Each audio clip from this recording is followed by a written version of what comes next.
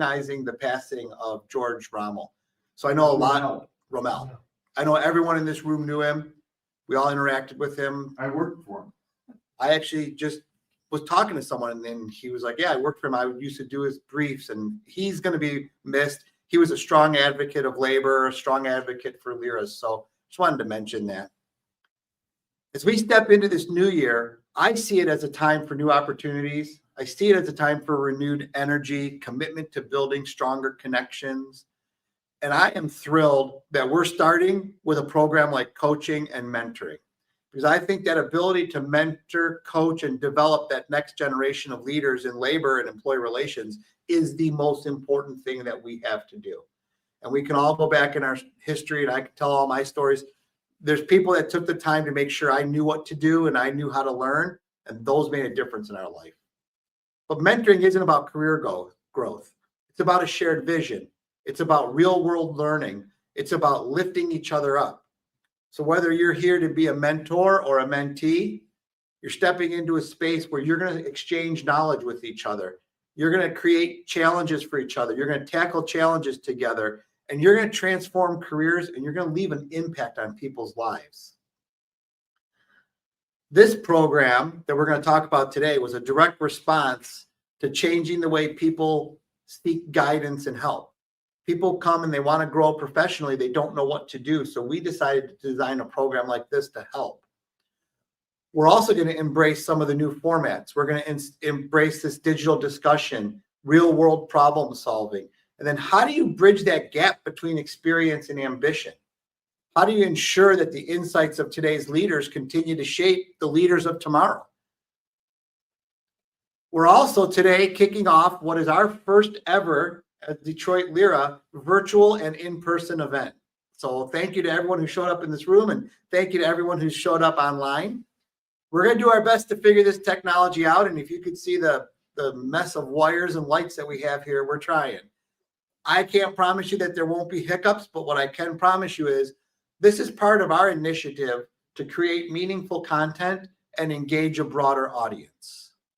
So I want to dive in now. I want us all to make meaningful connections with each other. And I want to start 2025 with purpose, growth, and make some impact.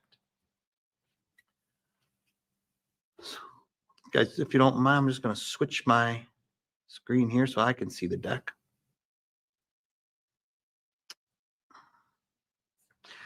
So we're going to talk about a few different things. We're going to talk about what is mentoring.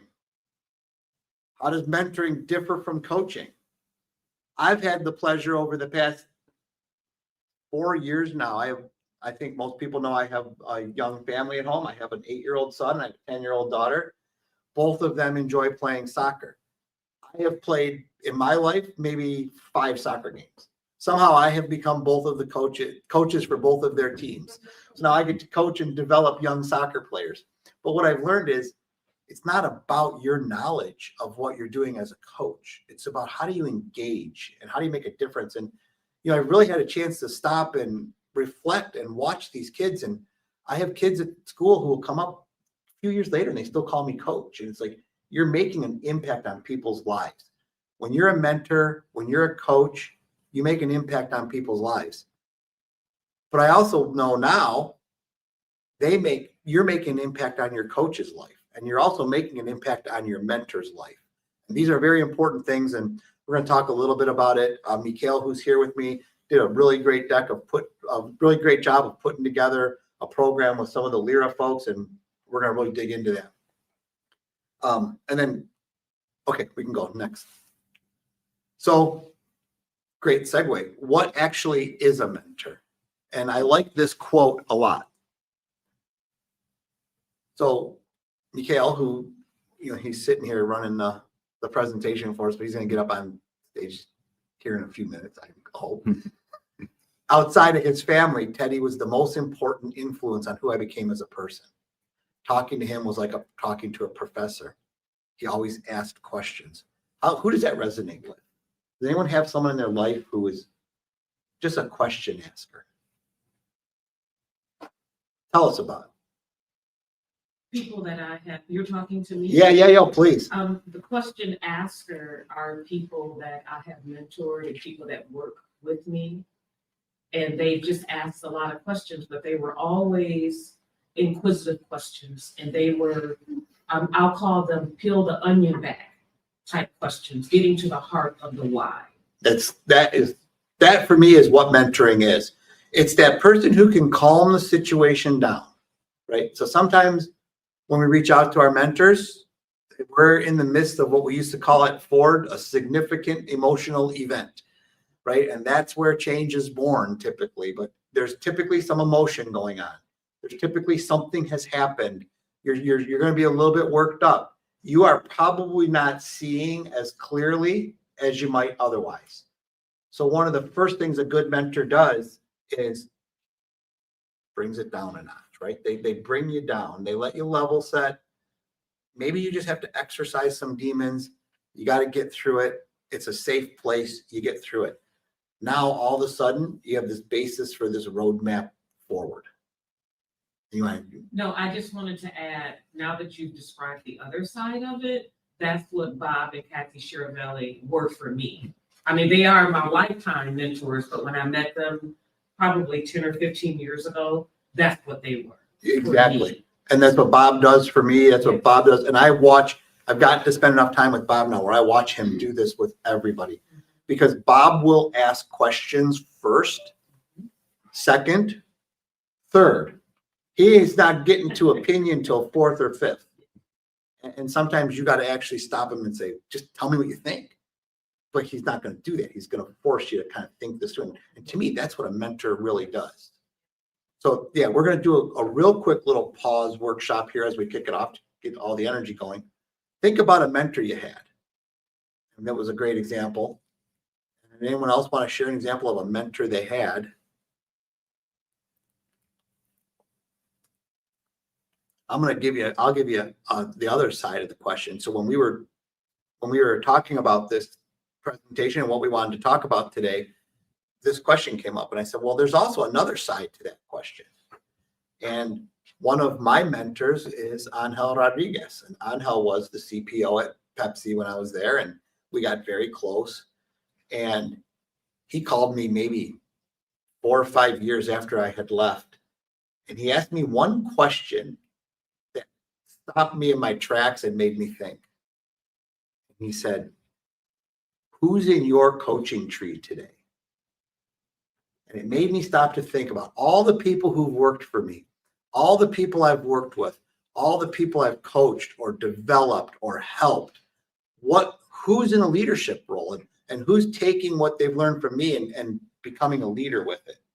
And now it's a big thing for me. When I work with people, when I work with early career HR people, the big thing for me is I want to see you become a head of HR. And I want to see you take you and become that. And I want you to, and I want to see these people develop and succeed. To me, that's what a great mentor does. If I could add something too, Eric. Come on. Come on. Hello, everyone. Very excited to be making my Hollywood debut.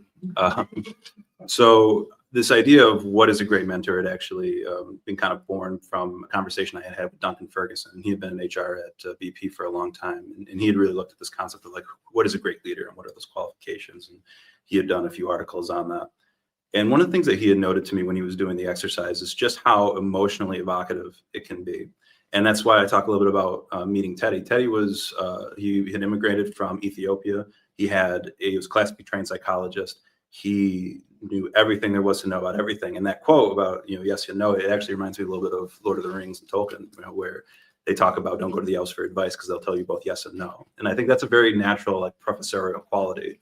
The idea is you want to show that you take an interest in someone's life, and the best way of doing that is by asking questions. And the best way to ensure that commitment is by letting someone come to that conclusion on their own. And questions, of course, are the best way to lead them to that. So, I had the good opportunity to work with someone who took enough of an interest in my life that today, 15 years later, I get to share that experience with a room full of people. It's incredibly emotional to think about. You mentioned Pepsi. I'm very proud to say that someone I took on as a mentee is currently an HR manager now at Pepsi. Oh, that's awesome. It's phenomenal. Great company. And so to be able to say that, to have that experience and impact on someone's life, I think touches on some of the most profound experiences that we have as people, which is someone having that role in your life and allowing you to develop and seeing you through. It's in a way a family outside of family. And I think that's been my experience with Teddy. So my experience, I appreciate you all giving me the chance to share it. So for those of you online, feel free to type in the comments. Tell us about a mentor you had. Tell us about your coaching tree, something that was significant that, made an impact to you. But we want to jump in a little bit. Let's talk a little bit more about some of the research and some of what people say it means to be a leader, right? So employees who have a mentor. So this is kind of a self-report statistic, right? So it's hard to say what they say about statistics. Liars figure and figures lie and liars figure, right? Damn lies in English church statistics. Yeah, and one of my favorite sayings, and I think people organization I supported get tired of saying it, which a CEO once told me means you need to keep saying it more than because it's what they need to hear. But correlation does not equal causation. Right? Just because something's highly correlated doesn't mean that those things are caused by each other, because it's all in how you design your survey, right? So I could tell you what, I could go right now and I could do a survey for you that shows that taller people are better at math. So depending on what your height is, your math scores will be better. And it'll probably have a correlation in the 90s. Very high, very high. Would anyone believe that data? You know how I'm going to get it done? You know what I'm going to do? Well, I'm going to do my survey at an elementary school. Right? So so as you grow up and you're growing older, you're getting more skills. The fifth graders are taller than the third. Fifth graders are taller than the third graders, and they're also better at math. Yeah. The two are not related to each other. That's what you got to be really careful with. 130% of people self-report as leaders that they had a mentor in their career. Okay, well, we need to kind of think that through. But I do think that having a mentor lowers your level of stress. If you can lower your level of stress, you are going to make slightly better decisions. And if you're making slightly better decisions, you're probably going to have slightly better career growth. They also, a mentor is also somebody. So someone said to me one time, they wanted me to mentor them, and it didn't work out for a few reasons. But she said to me, the mentor is driving the snowplow in front of the car. And I said, no. I think you're missing the point there.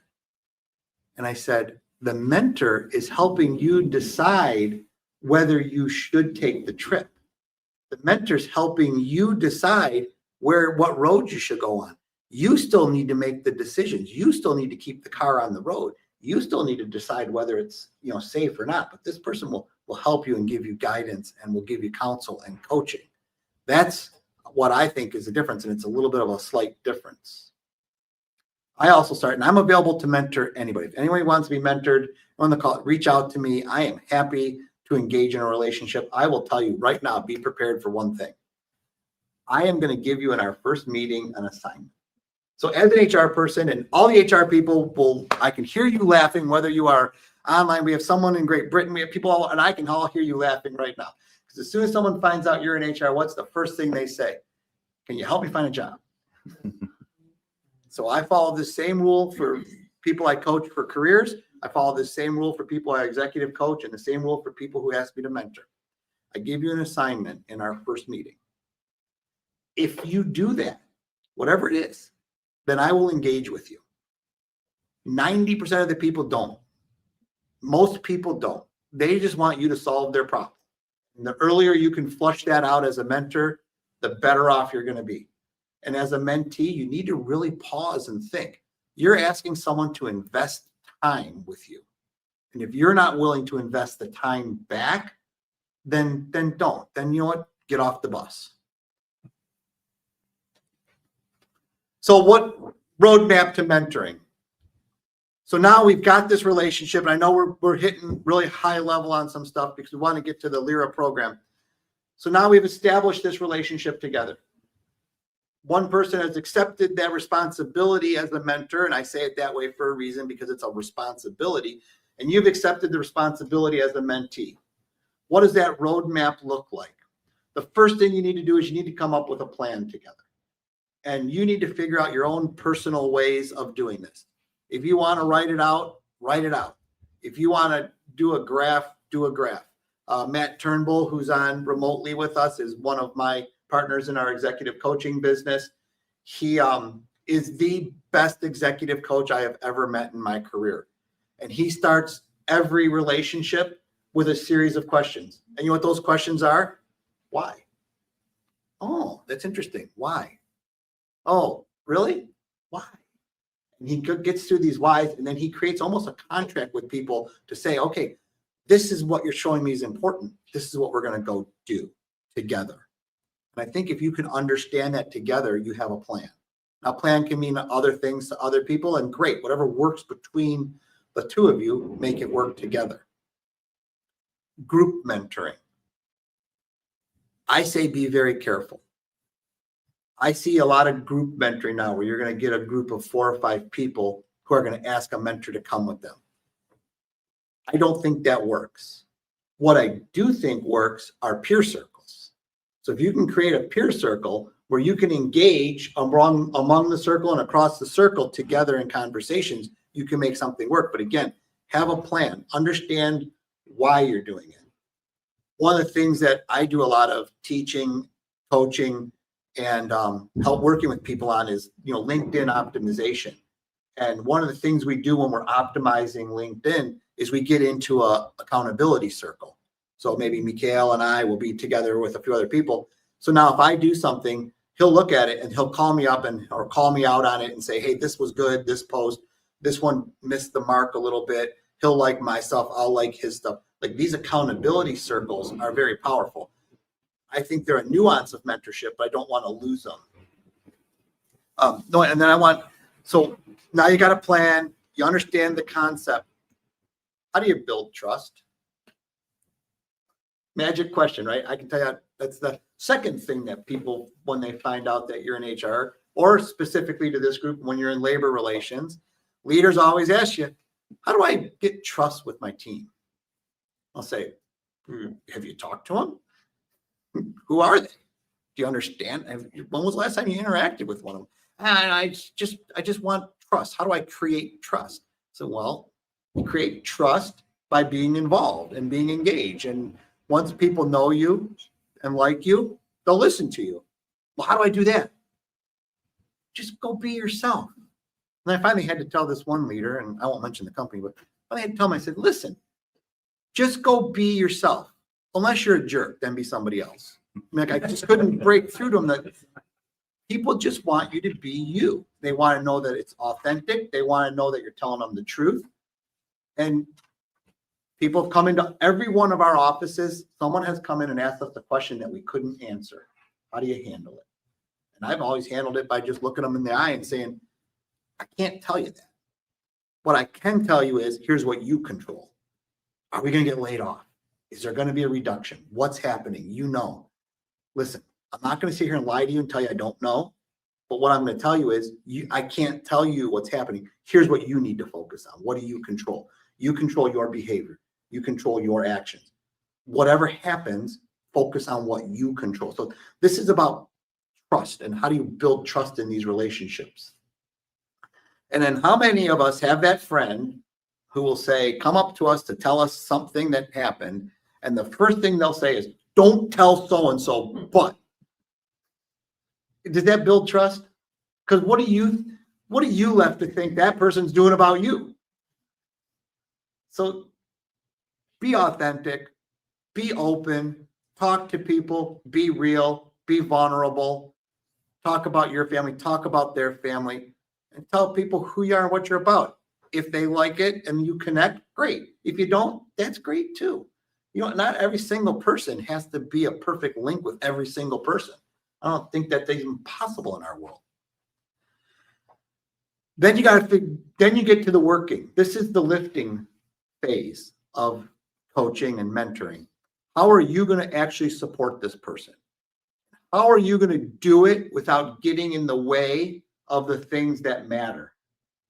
Right? And I always go back to coaching soccer again on this one. And this was Vivi's team, and it was the 10-year-old girls, and girls and boys on the team, but we had a bunch of her friends. And one of her friends, I always kept pushing her. Go to the net, go to the net, go to the net, go to the net. You're going to get your opportunity. Like run. And she'd be like looking at me like, what do I do? I'm like, run to the net, run to the net.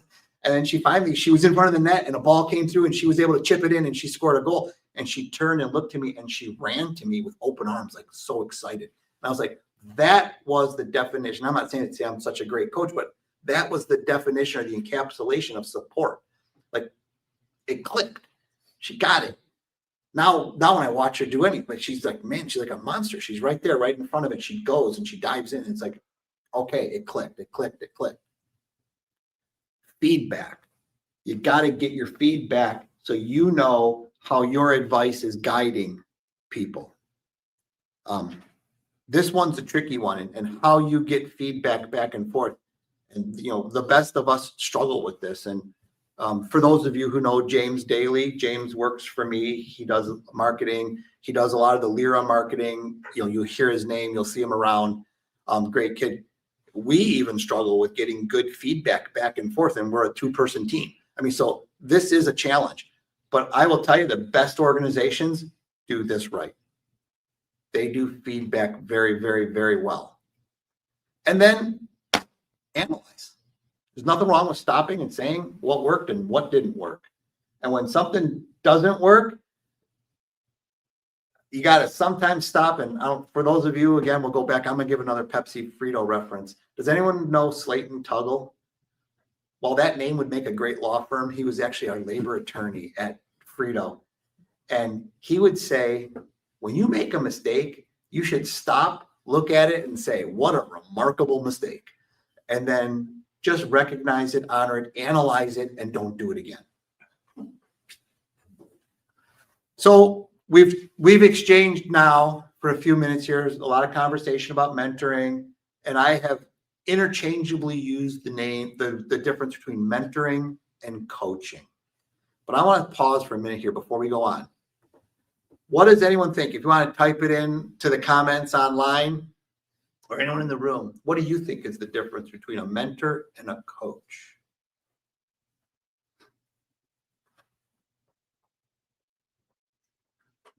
I'll take a shot. Go ahead. It's gonna be a shot.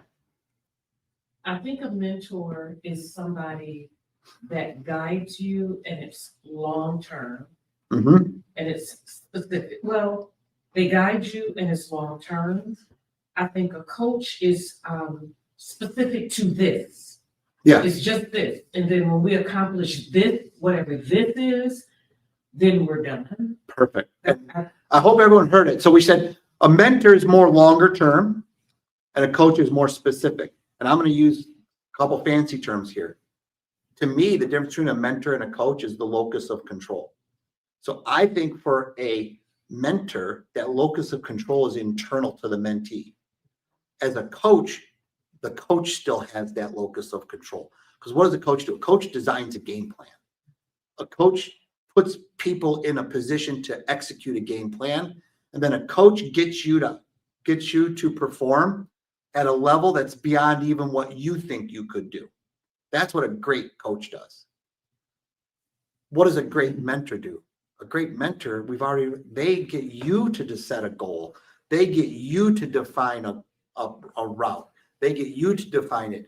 And then they get you to self-motivate yourself to become better and bigger than you are. To me, that's kind of the difference.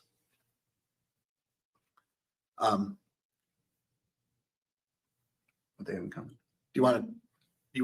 I can take a look. Okay. I didn't know what the hand signal was, so I was getting ready to throw the audible, but Yeah, there we go. Well, a good reference too with coaching.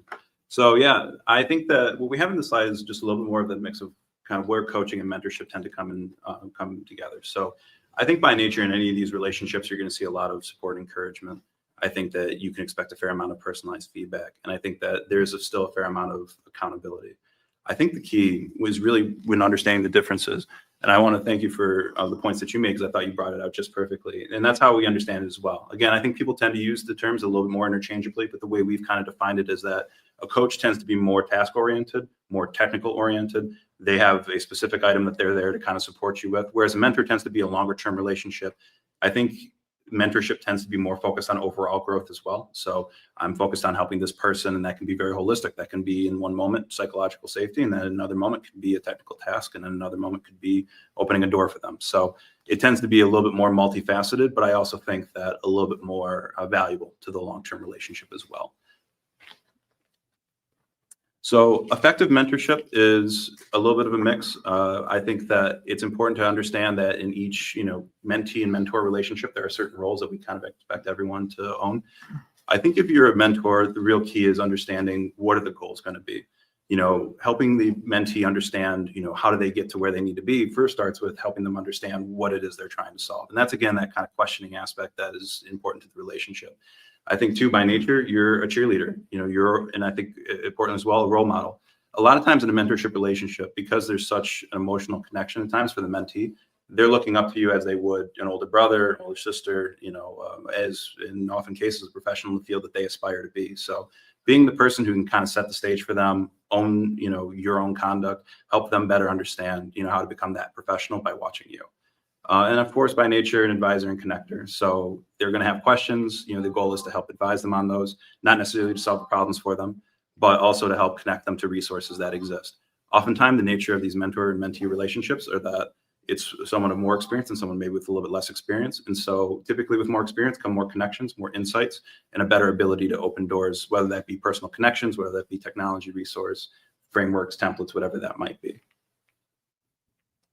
With mentees, I think that one of the big accountability items, and I think that Eric noted it very well, is do you have a commitment to this? And so I think it's great for a mentor who's looking to take on someone to really have some type of threshold test for them. Is this something that you're really passionate about? Is this something you're willing to do? Okay, well, prove it to me. You want to know that that relationship is going to be bilateral. I think as well, key to be a good communicator, key to be a reflective thinker. If someone's spending the time to give you great advice, I think there's a certain expectation that they'll take that advice, internalize it, reflect on it, and then discuss it further. And then I think as well, the key is just being curious, being a key learner. People often don't know everything that they know until you ask them the question. So there are a lot of people in this room that have phenomenal insight, but if I was to sit here and ask you, hey, tell me something really smart, it might take a second or two. But if I was to ask you really good pointed questions, I might elucidate a lot better responses than I might otherwise be able to get. So that individual who can kind of sit there even as a mentee and own the relationship, understand that to get the most out of the mentorship relationship requires some from them as well, I think is best suited for success. So what we want to do is take a quick 15-minute exercise. No, you can go ahead. What we want to do, if you guys have some paper on you, it'd be great to just create a worksheet, 2 columns, fill out, in the first column, what your career goals are, and then the second column, what you feel that you can offer as a mentor, or just what expertise that you have. If you don't have pen, no problem. Just kind of think it in your head. What is it that you would want out of a mentorship relationship, and what is it that you feel that you can bring to the table? Now, what I'd ask you to do is partner up and just have discussion among yourselves, maybe switch roles. So if someone could start as the mentor, kind of get a better understanding of what your mentee needs, what expertise you can provide to the table. And then, about halfway through, we're going to take about 15 minutes. We'll put a little timer. We'll ask you all to kind of switch roles. And then at the end, we'll report out and go from there. And then so for I the, suggest we all move together somehow or another, or whatever. We're spread out here, and Well, I think you can bin up This is pretty- completely random. This is not a good configuration for the discussion. Yeah, feel free to Feel move free the to tables bin up and we'll be able however to you want. facilitate as well. and then for the folks online, what I'd ask you to do is, take a few minutes, write this out. Like, I know that when we all take online presentations, I got a news flash for everybody. There's this thing in technology called multitasking. So it's really easy to flop around between windows, right?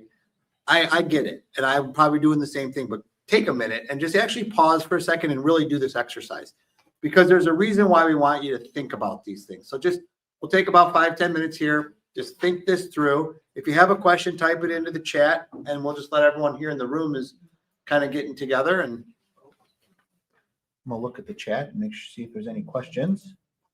We need to know who wants to be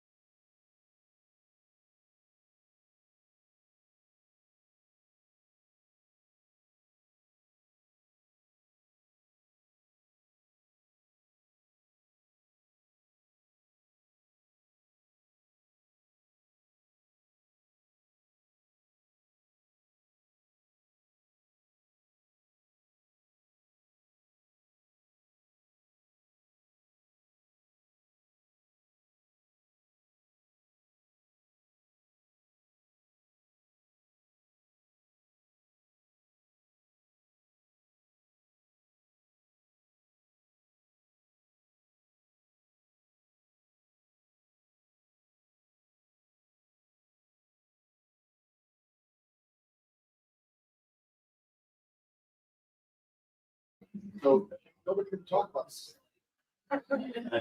Okay, so we're gonna try to wrap up this discussion. So for everyone online, we're gonna try to come back in and restart the discussion. I took us off stage.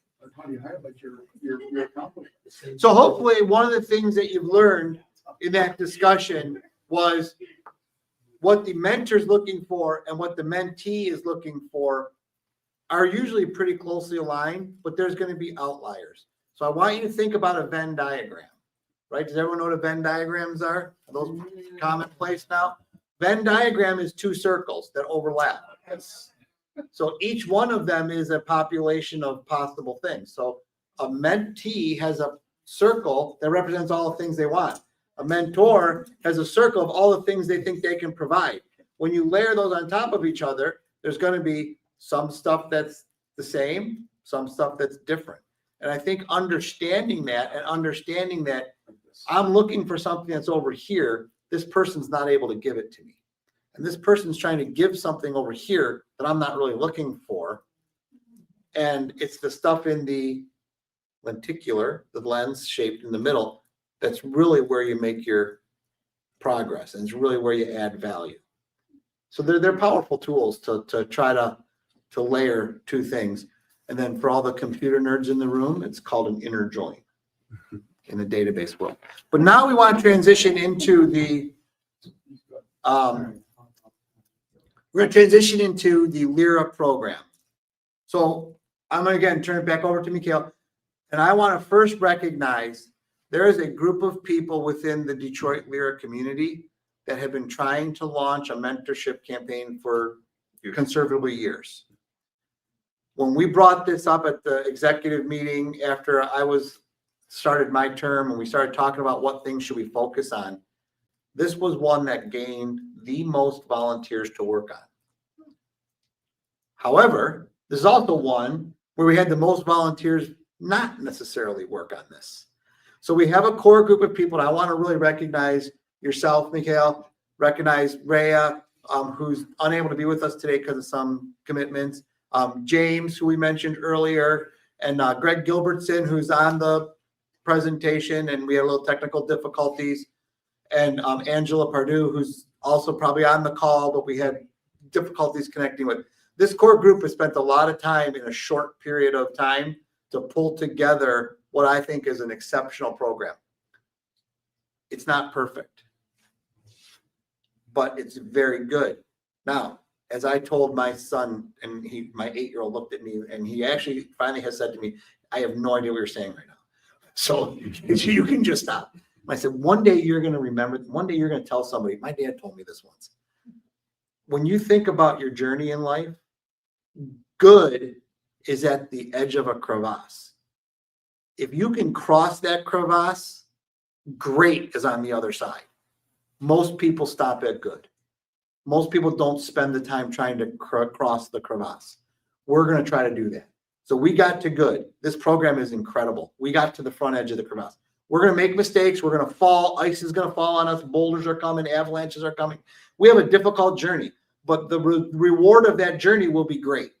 So we are all in this together. I'm looking at everybody in this room, everybody online, all of the Detroit LERA leadership, everybody who's got a passion for somebody in their life. We got to work together to get across this. So that's my introduction. I'm going to turn it over now, and you can take us through the program. As always, Eric, I very much appreciate it. So I've had a very fortunate career. I've had the opportunity to work in research. I've had the opportunity to work in with unions. I've had the opportunity to work with employers as well. So I've been able to get multiple perspectives, and I think that's helped make me the professional I am here today. But I also recognize that that's less and less common nowadays. And what makes LERA unique is that we bring neutrals, we bring researchers, we bring employer professionals, we bring union professionals to the table. And I really kind of conceived of this idea, with Ray and so many others, as a way for us to kind of help bridge maybe some of the misunderstandings that exist between labor and management and research and so on, but also as a way for us to help ensure that the knowledge that this community has, phenomenal lawyers, phenomenal arbitrators, phenomenal mediators, phenomenal organizers, et cetera, help make sure that that knowledge doesn't go out the door, as people retire, as they move on in life and so on and so forth. So, we recognize too that people are consuming information differently than they have in the past. And so our focus is, how do we help not just provide, lecture events that we can post online, but how do we provide something that gets people together, ensures the highest level of that knowledge transfer, and also, make a few friends along the way. So as you can see on the slide, we have the executive summary here for our LERA Detroit mentorship program. The focus is going to be starting with about 6 mentors, 6 mentees, ideally. We're going to shoot for launching the program in May. We're going to start recruitment in March. We're going to launch the pilot in May. And we're hoping to complete maybe 3 to 6 sessions. That'll be a mix of in-person and digital sessions. It'll also be a mix of one-to-one mentorship and group collective conversations. So in a way, kind of this collective mentorship. And so for us, not only are we getting a little more advanced in terms of using digital technology, using Discord to manage discussions, using YouTube as a way of maybe sharing what's working well with our program and mentorship, what's not, but also as a way of identifying people who seek further mentorship. And then when we launch the program fully in September, we'll have kind of a good cohort to start with. And ideally, we're looking for just about 10, maybe if we're lucky, about 20 people to kind of be that first cohort come September. So it's a really exciting opportunity. I think one of the things that Eric and I have talked about extensively is there's a tendency to be a little too abstract when you talk about mentorship, and we can use all kinds of random case examples and spend all day talking about those. It's another thing entirely to take someone's real concern, in this group session, put it up on the table and say, this is a grievance I'm facing. This is a negotiation I'm facing. This is an employee relations investigation that I'm working on, and have a collective of peers, of mentors, all work on that problem together, and then be able to break off and work one-to-one with your mentor on that issue or others, that you might be facing. So what we really love about this program is that it's multifaceted. We think that people are really going to enjoy it. And I think we have some of the best and brightest in LERA, and particularly in LERA Detroit. And I think this is a great way of capitalizing on that and that knowledge and expertise. So great program. Any questions on that real quick before we move on? Excellent. So as I kind of noted, there's a lot of value. It diversifies our programmatic offerings. A lot of what we've done so far has been, lecture oriented. This is something that's a little more exercise oriented, workshop oriented. It also facilitates cooperation and I think a certain level of curiosity among the membership. It also creates a pathway for new membership. We have a lot of students in a lot of universities out here in Southeast Michigan that are interested in developing, good mentors, starting their career on the right track, who don't really know where else to go. And so we're providing a resource for them that not only will help develop their careers, help them make great mentorship relationships, but also bring them into LERA, participate in the chapter events, and so on. I think additionally, it's also some of the highest in-person value that you can provide, is those mentorship discussions. But I think it really can't happen without you all. So, this is a little bit of a presentation, a little bit of a sales pitch. We're looking for mentors. We're looking for mentees. If this is of interest to you, please let us know. We're also developing a planning committee. So that's myself, Rhea, Eric, of course, James, and so many others. If you're interested in being a part of that and helping us take this, making it just beyond a concept and making it reality, please let us know. We are looking for a lot of people to help change the lives for many people in this field. So our call to action today is join us in Detroit LERA.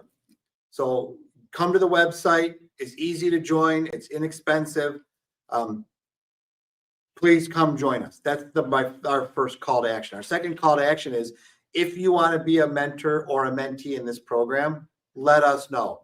You can send me an email. You can send any one of the people's names you've heard on this call an email. You can send it to the LERA Detroit page. You can post, I'll say, do this. Post it on LinkedIn, go to a status update, post on LinkedIn and say, I want to be a mentor or I want to be mentored, and tag me and I'll get to you and we'll create it. It'll go viral. We'll get you in the program. We'll get more people to learn about our program. Can't ask for more than that. So those are the things that I'm asking you to do right now today. And I think this is how we're going to make a big difference in a lot of people's lives. So with that, does anyone have any questions about what we've talked about the mentorship program that LERA is putting on, about mentorship as a concept at all? Open floor.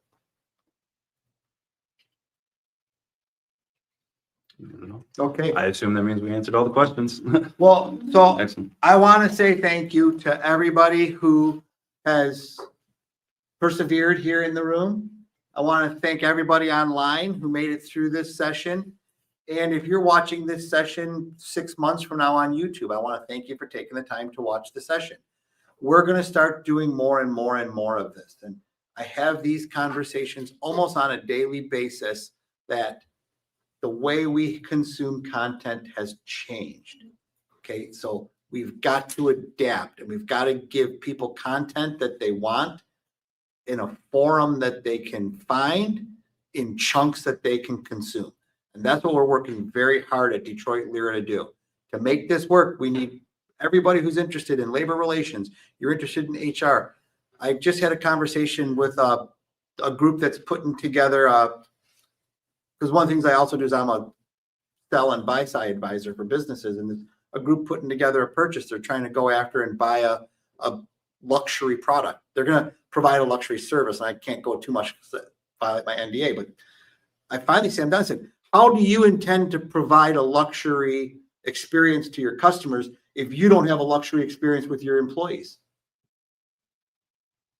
So this is, and they're like, well, you know, and we're talking more, I was talking about LERA. And I said, LERA exists. This is the point of the story. LERA exists at the intersection of legal and HR. And what lives in this intersection is employee engagement and employee relations. And that's what employee relations means. You want to go give your customers a luxury experience, make sure your employees are having it. You give your employees a very, very bad experience, I can guarantee you something, they're going to give your customers a trying experience. So this is something that is a passion of mine. It means a lot to me. Everybody in this room who knows me, everyone on this call who knows me has heard me say more than once, you know, if you have a union, you're going to get the union you deserve. So if you are a really good leadership team, you're either going to have a relationship without a third party, or you're going to have a really positive partnership with a third party who helps you add value. If you are a bunch of jerks running around treating people like you know what, you're going to have a contentious relationship with a troublemaking union that's going to add a lot of burden. And you know what? You deserve it. So we've got to make sure we treat people right. We got to make sure that we're doing the right things. And to do that right, you got to have good employees. And how do you get really good employees? Well, you create trust, you're authentic, and you create programs like this mentorship and coaching program. So with that, I'm going to say thank you very much. Thank you to everyone here in attendance, and we'll be back with you soon. So just tell me